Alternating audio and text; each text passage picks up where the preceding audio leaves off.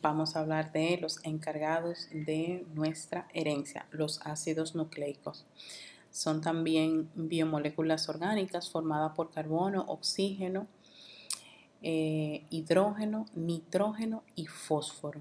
Los ácidos nucleicos son polímeros que se forman por la unión de miles de nucleótidos. Los precursores de los ácidos nucleicos reciben el nombre de nucleótidos. Estas biomoléculas orgánicas cumplen también con múltiples funciones. Su principal función es almacenar la información hereditaria para la formación de los rasgos biológicos de los organismos vivos. Permiten también la transferencia de las características de generación en generación. Cumplen función estructural y enzimática y permiten la evolución y la diversificación de las especies, a la vez también que permiten la diferenciación celular y por supuesto la diferenciación entre tejidos. Los nucleótidos, que son los precursores de los ácidos nucleicos, están formados por tres partes. Una parte que corresponde al ácido fosfórico, una segunda parte que corresponde a un glúcido, que es un azúcar formado por 5 átomos de carbono que recibe el nombre de pentosa, y una tercera estructura que es la base nitrogenada. Vamos a ver que hay diferentes bases nitrogenadas y también hay diferentes pentosas. En el caso del ácido fosfórico, el ácido fosfórico es la molécula que le da el carácter ácido a los ácidos nucleicos, por eso se llaman ácidos nucleicos. Este grupo posee 3 grupos hidroxilo y permite la formación del enlace polimerizante de los nucleótidos que se llama 3'5' fosfodiéster, es decir, que un nucleótido se une con otro a través del grupo fosfato. La segunda estructura de un nucleótido es la pentosa. Esta, como su nombre lo indica, ¿verdad? Es una osa, por tanto es un glúcido que posee 5 átomos de carbono. Hay dos tipos, hay ribosa y desoxirribosa, según estemos hablando del ácido nucleico. En el caso del ARN estamos hablando de una ribosa y en el caso del ADN estamos hablando de una desoxirribosa. Si ustedes se dan cuenta, la diferencia estructural entre una ribosa y una desoxirribosa está en el carbono número 2. Fíjense, carbono 1 y carbono 2. En el caso de la ribosa, posee un oxígeno, un grupo hidroxilo completo en el carbono número 2, pero en el caso de la desoxirribosa, la hemos desoxigenado, por eso se llama desoxirribosa, le hemos quitado un oxígeno y me quedo con un átomo de oxígeno menos. Esta parte del glúcido de la pentosa constituye el esqueleto central de los ácidos nucleicos.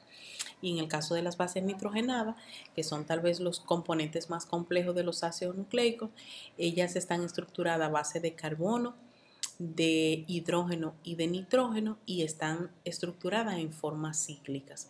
Hay dos tipos de bases nitrogenadas. Las bases nitrogenadas purínicas son dos, la adenina y la guanina.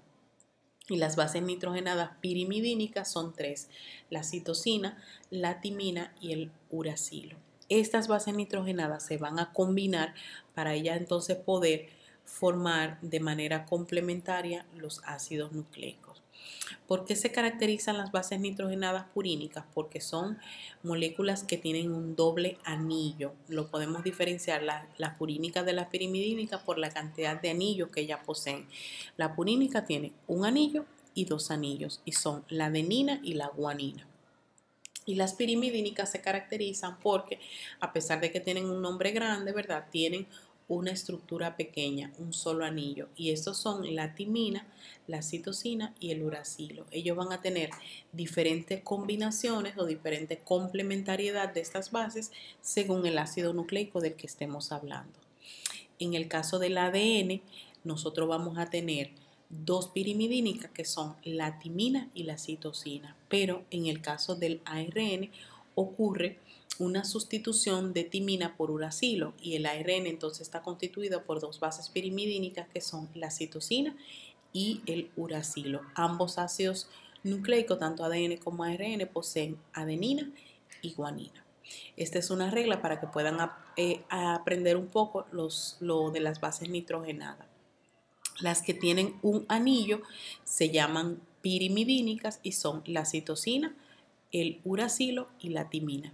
Y las que tienen dos anillos son las purínicas y son la adenina y la guanina.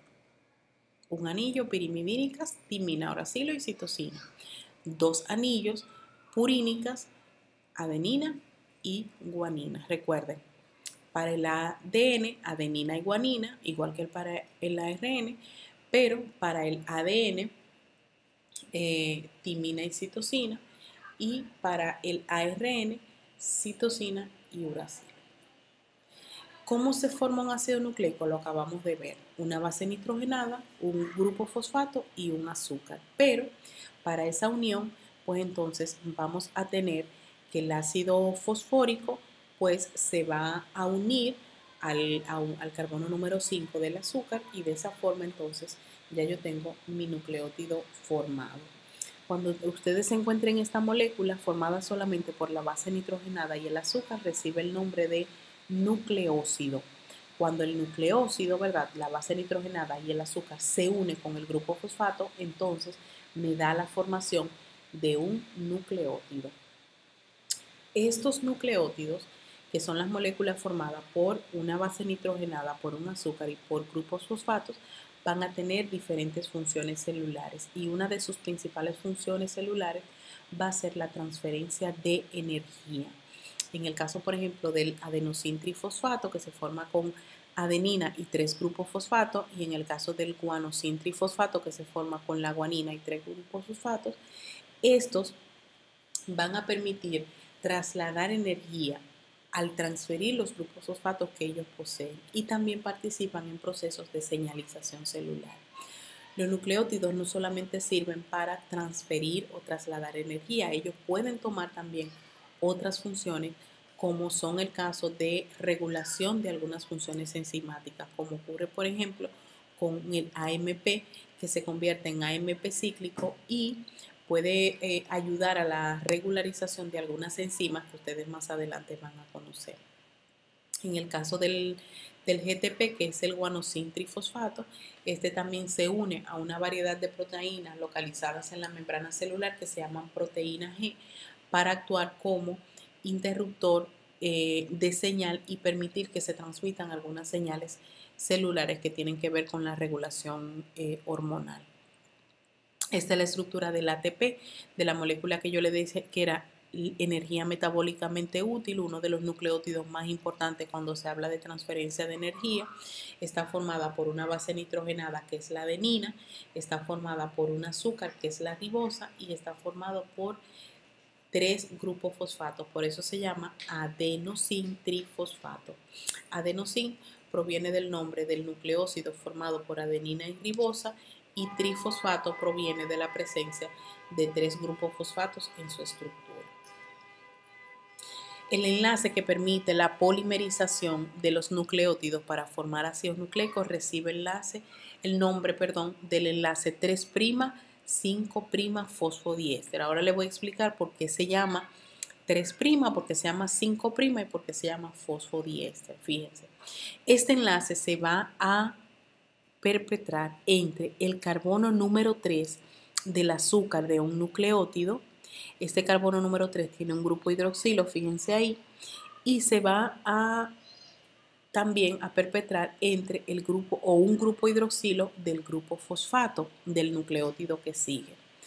Repito, nucleótido número 1 que va a brindar el grupo hidroxilo que tiene en el carbono número 3, nucleótido número 2 que va a brindar un grupo hidroxilo del fosfato que tiene unido esa molécula en el carbono número 5. Cuando estos dos grupos hidroxilos se encuentren, pues entonces van a permitir la formación de una reacción química de condensación.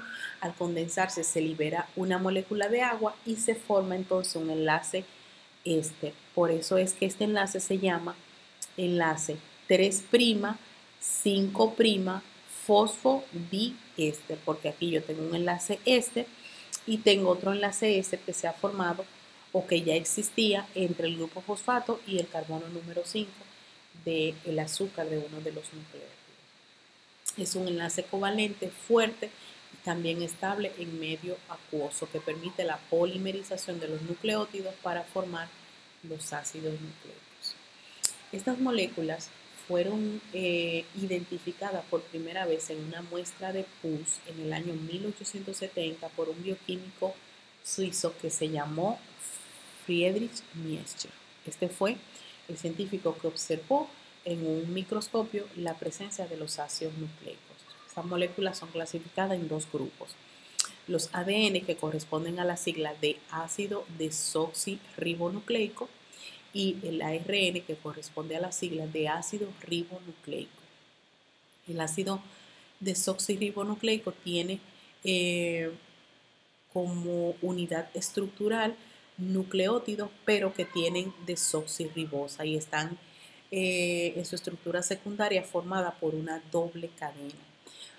Aparte de eso, es válido mencionar que el ácido desoxirribonucleico es quien almacena, quien guarda la información genética, y por eso se dice que él forma el código genético, y que el ARN es quien permite la expresión y de esa información genética para secundariamente que esa expresión sea traducida como proteína. Por tanto, él permite la síntesis de proteína. El ARN o ácido ribonucleico es una sola cadena, no es una doble cadena como en el caso del ADN. El ADN, ya les dije, forma el material genético, permite la transmisión de información de generación en generación y contiene todas las instrucciones, o sea, contiene la codificación genética para que la síntesis de proteínas se pueda dar a partir de la expresión que hace el ARN en nuestro organismo. La estructura conocida actualmente del ADN, que es una doble hélice, fue estructurada, ¿verdad?, por dos científicos que se llamaron Watson y Crick, que a partir de los estudios que hizo Rosalind Franklin sobre rayo X y pudo tener, como quien dice, un boceto de lo que era el ADN. Al fallecer Rosalind, pues entonces Watson y Crick aprovechan y proponen el modelo de doble hélice del ADN, que es el que nosotros actualmente estamos utilizando. Es una molécula de doble cadena con un giro hacia la derecha, como les dije antes, formada por dos bases purínicas, que son la adenina y la guanina, y dos pirimidínicas, que son la timina y la citosina. Vale mencionar que estas cadenas se llaman polidesoxirribonucleótidos porque estas son muchas cadenas de nucleótidos, pero con desoxirribosa.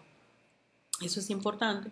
Y otra cosa importante es que estas bases nitrogenadas se unen por un mecanismo que se llama complementariedad de bases. Es decir, la adenina encaja con la timina y se unen a través de puentes de hidrógeno. La guanina encaja con la citosina y también se unen por puentes de hidrógeno. Esto es lo que se llama complementariedad de base.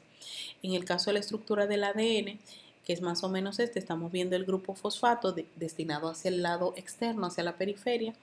Estamos viendo el azúcar, que es como quien dice el centro de la cadena de polinucleótidos, y las bases nitrogenadas, como son moléculas más sencillas, como ese orden y lo intacto que pueden estar las bases nitrogenadas, es quien permite la expresión normal de la información genética. Pues entonces ellas están hacia el centro de la cadena y protegida por todo lo que corresponde a azúcar y a grupo fosfato.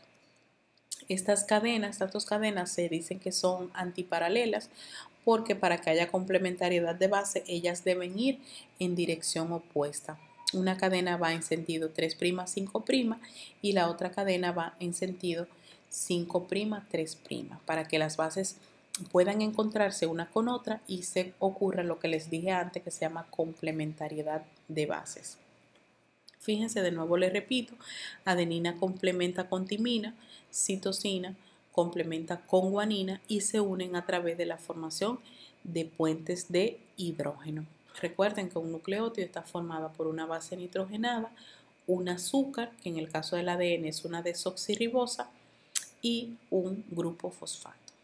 Aquí vemos cómo se unen por puentes de hidrógeno las diferentes bases nitrogenadas. Siempre que haya la unión entre adenina y timina, va a haber la formación de dos puentes de hidrógeno. Cada una de estas rayitas indica un enlace. Un puente de hidrógeno, otro puente de hidrógeno. Pero siempre que haya citosina con guanina, va a haber la formación de tres puentes de hidrógeno. Lo podemos ver aquí. Esto es importantísimo porque la desnaturalización del ácido nucleico entonces va a ser siempre más frecuente en las cadenas que tengan mayor cantidad de timina y adenina, porque siempre va a ser más fácil romper dos enlaces que romper tres enlaces.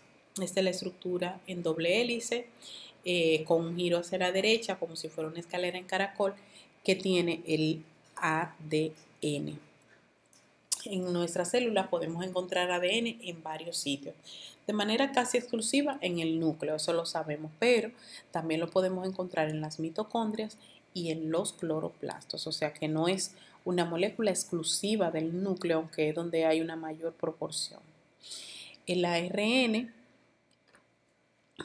es una molécula muy abundante, de hecho se dice que es mucho más abundante que el ADN y también se tiene información de que fue el primer biopolímero, o sea, la primera biomolécula descubierta en la corteza terrestre. El ADN es una sola cadena que está constituida también por dos tipos de bases nitrogenadas, purina, que mantenemos adenina y guanina, y pirimidínica, en el que existe una sustitución de timina por uracila. Entonces ella queda adenina-timina como purínicas y como pirimidínica se queda con uracilo y citosina. Es una sola cadena formada por polirribonucleótidos, es decir, que el azúcar que forma esta cadena es una ribosa. Esta es la cadena de un segmento de una cadena de ARN. Yo lo identifico automáticamente por la presencia del uracilo. Y aquí vemos también la ribosa, porque el grupo hidroxilo del carbono número 2 del azúcar está completo y por eso yo sé que estoy hablando de una ribosa. Hay varios tipos de ARN. En el caso de las células procariotas, pues hay ARN mensajero, transferencia y ribosómica. Pero en el caso de las células eucariotas como las nuestras y los animales, además de mensajero, de transferencia y ribosómico, existe un ARN heteronuclear, que se supone que es el ARN que le da origen al resto de los ARN. El ARN ribosómico no es una molécula que va a poder transmitir información genética, pero él va a servir como un armazón estructural para que las proteínas que poseen el ribosoma, ¿verdad?, puedan unirse y formar entonces varios componentes más importantes en la síntesis de estas moléculas y para que puedan realizar su función biológica. Los ribosomas no son moléculas que guardan información genética, sino que más bien sirven como armazón estructural en los cuales las proteínas del ribosoma pueden unirse y además estos ADN ribosómicos sirven como elementos que reconocen y unen varios componentes solubles importantísimos en la síntesis de proteínas. Hay un grupito también de ARN ribosómicos, sobre todo algunos que están localizados en la subunidad mayor del ribosoma, que tienen función enzimática, es decir, ellos se destinan a catalizar reacciones químicas, acelerar la velocidad con la que algunas reacciones químicas ocurren, y estos reciben el nombre de ribosimas o riboenzimas. Esta es la estructura del ADN. Vemos que es una estructura lineal formada por una sola cadena, aunque esta cadena puede desdoblarse y en algunos segmentos encontrarse de frente y formar puentes de hidrógeno entre bases nitrogenadas que son complementarias. Como les decía anteriormente, el ARN heteronuclear se elabora a partir de una cadena molde de ADN que está en el núcleo y se supone que es el precursor del resto de los ARN, de ARN mensajero, transferencia y ribosomal. El ARN mensajero sale del núcleo hacia los ribosomas con una información codificada para la síntesis de proteína. Este ARN está formado por tripletes de nucleótidos o de bases nitrogenadas que reciben el nombre de codones. En el caso de la ARN transferencia, tiene como función transportar y adaptar los aminoácidos para la síntesis de proteína y tiene una estructura secundaria que corresponde a una forma de trébol que tiene varios sitios de unión. Un sitio de unión, por ejemplo, para los aminoácidos, un sitio de unión para el anticodón, donde este ARN mensajero se va a poner en contacto con el ARN, perdón, cuando este ARN transferencia se va a poner en contacto con el ARN mensajero y que pueda ser leída la información que traen los tripletes de aminoácidos para que se destine a la síntesis de proteína. Esto es la estructura secundaria del ARN transferencia. El ARN ribosomal es el más abundante, forma aproximadamente el 65% del volumen de los ribosomas y, como ya le dije, algunos pueden tener actividad enzimática y reciben el nombre de ribosimas. ¿Dónde se encuentra el ARN? El ARN lo vamos a encontrar también en el núcleo, también en las mitocondrias y en los cloroplastos, como en el caso del ADN, y además lo vamos a encontrar disperso en el citosol y en los ribosomas. Esta es una bimolécula, si se dan cuenta, muy abundante en muchísimas organelas celulares.